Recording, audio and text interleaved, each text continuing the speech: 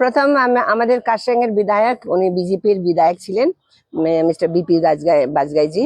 তো আমি দেখলাম আজকে কলকাতায় আমাদের তৃণমূল ভবনে আমাদের মাননীয় শিক্ষামন্ত্রী ব্রাত্য বসু এবং আমাদের সোশ্যাল ওয়েলফেয়ার মন্ত্রী ডক্টর শশী পাঞ্জা হাতে উনি ঝান্ডা গ্রহণ করেছে। আমরা সম্পূর্ণ পাহাড়ের, আমরা দার্জিলিং হিলস, কালিম্পং হিলসের তরফ থেকে ওনাকে স্বাগত জানাচ্ছি, ওনাকে শুভেচ্ছা জানাচ্ছি।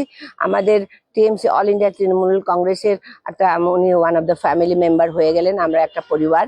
তো ওনাকে আমি অনেক অনেক হৃদয় থেকে শুভকামনা, শুভেচ্ছা এবং ধন্যবাদ জানাচ্ছি। কারণ যে আমাদের